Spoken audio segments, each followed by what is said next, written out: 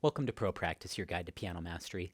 I'm Josh Wright, and today's tutorial is the 7th video in the ProPractice Technique Series, where together we are going to be exploring scales, arpeggios, triads and inversions, and 7th chords and inversions in every key. Today we will be focusing on the key of G-flat major or F-sharp minor. You might ask, why wouldn't we be focusing on the key of F-sharp major and G-flat minor? They're less common keys. G-flat major is much more common, and F-sharp minor is much more common. It's a pain in the butt to read in the key of F-sharp major or read in the key of G-flat minor. It's a little bit more friendly. It's still hard to read in the key of G-flat major because you have 6 flats, but that's why there's the discrepancy. Okay, today's unique practice method that we're going to be going over for the scales and arpeggios are some expression exercises. These are going to help you not only gain greater expression for your pieces, but they will also teach you how to preserve energy. This is one of the most important things you can do in technique work. It helps to reduce tension, and it helps you to play with more ease. I'm working on a really tough piece right now, and one of my main methods of practice is exactly what we're going to be doing in here, which is oscillating between loud and soft to really feel how much I'm exerting and overexerting on certain places I should not be. So we're going to simulate overexertion and underexertion and just try to get that just right through these practice methods, and also just creating more contour. A lot of students are confined to a mezzo piano to mezzo forte range. This can help you expand it further as you practice these in an easier environment like scales and arpeggios rather than in your repertoire pieces that are much more complex. All right, let's quickly go through the fingering on the key of G-flat major. So we have 4s on B flats in the right hand. This is the first scale we've done so far that starts on something other than 1, because we don't want to start on 1 here because, and by the way, a lot of students ask, why don't we put thumbs on black keys? It's because our thumb is such a short finger, and the black keys are so much shorter that it puts our hand way up in here, and it's a little less comfortable. Having said that, there's plenty of places in Ravel, especially. Try playing the first page of Jadot and try not using your thumb on the black keys. It's pretty much everywhere. So we start with 2, 3, and 4, and this is almost identical to B major if you look at the notes. Obviously spelled way differently. B major has all sharps. This is all flats, but this is the only key that's different, is we have F rather than E. Because in B major, it would be an E. This one we go to an F. So G flat, A flat, B flat, C flat, D flat, E flat, F, G flat. Okay, let's go through it all together. 2, 3, 4, 1, 2, 3, 1, 2, 3, 4, 1, 2, 3.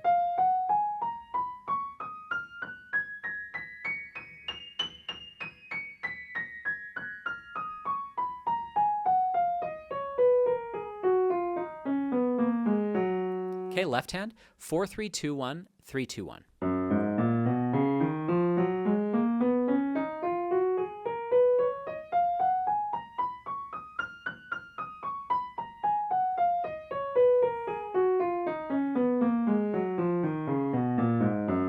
And hands together.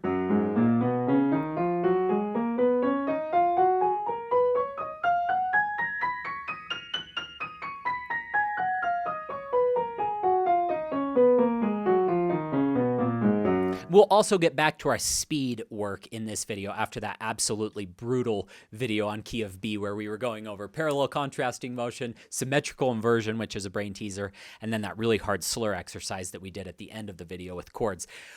We're going to go back to speed because this isn't as bad. So we'll be shooting for 125. I told you throughout this series we would be working our way up to 160, so we'll go to 125 today. So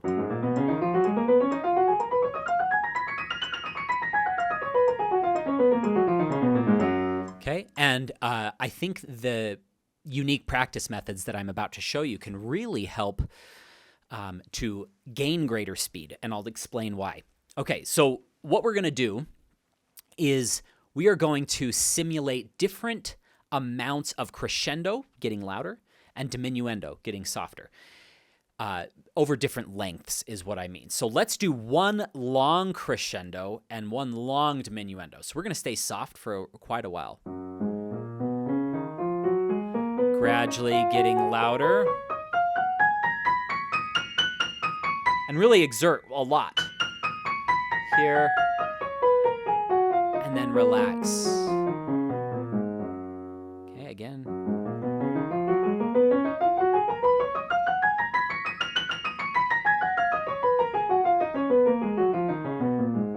All right, let's do some shorter expressions. So let's do every 2 measures. We'll do a crescendo through one measure, a diminuendo through the next measure.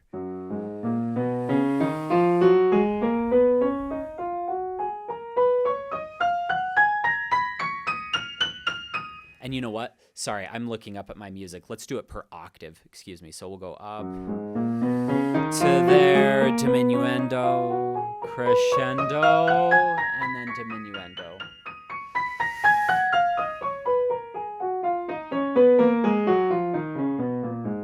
And we ended soft, so that's a good sign. We did it the right way. Again.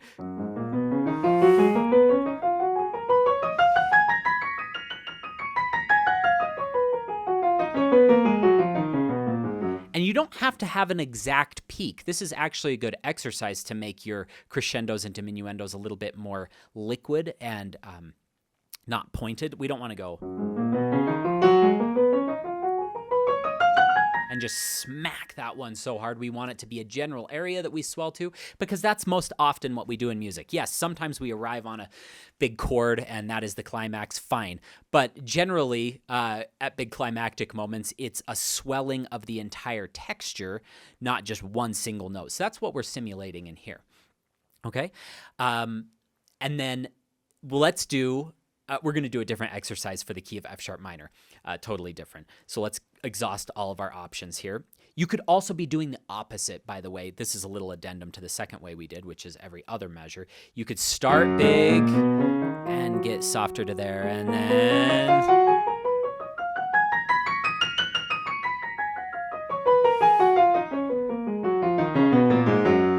that gives you a different feeling as well. Very helpful. Another exercise that I came up with just to help a student one time with alignment, keeping the hands exactly together, is this exercise called the random rubato exercise.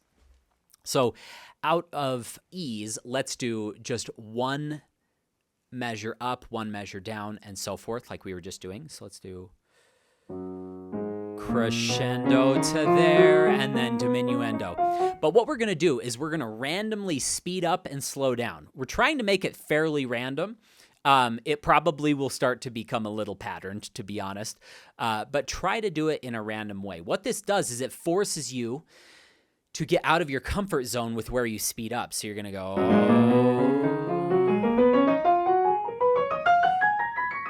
okay, and I did a terrible job with the expression. You know what? Let's just do it on an even playing field for right now. So we're going to do...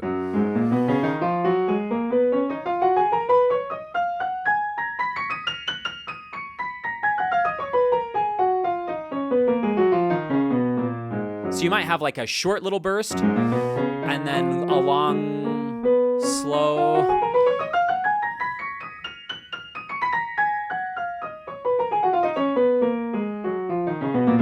What that does is that random speeding up and slowing down forces your hands to line up, because it's so easy on a fast scale as you go to get off just a little bit, and the hands are just kind of hanging on for dear life. When you speed up and slow down on purpose, the hands are forced to be in alignment, so that if your right hand takes off and your left hand's too slow, you might end up doing a nice interval like that. We don't really want to do that. So that's the random rubato exercise. Very helpful. Then if you want to get really crazy, you can crescendo diminuendo in each measure. Sorry, each octave, excuse me. Kind of swelling to the D flats or the C flats in there, so... And I don't love doing that because it's just seasick, that's probably not teaching you too valuable of a lesson. I really like the long crescendo and long diminuendo throughout the entire thing, or 1 octave crescendo, 1 octave diminuendo. You could also get more creative and maybe do 2 octaves of crescendo, 2 octaves of diminuendo, something like that. That's a third way that you could practice. But try out the random rubato exercise as you try this. Let's try that together. This is going to be hard. Let's do just 1 long crescendo, 1 long diminuendo, just to keep this a little easier, because there's a lot going on mentally as you do all these.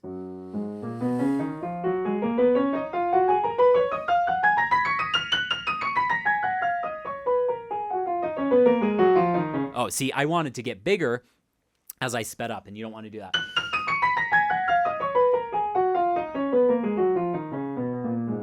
So it takes a lot of control to listen to a long crescendo and a long diminuendo as you're switching speeds. This is not an easy exercise, but it's something that stimulates you mentally and challenges you in unique ways that you wouldn't get just practicing a normal dynamic level with the metronome. Now, let's put on the metronome at 125 and just play it at like a mezzo forte.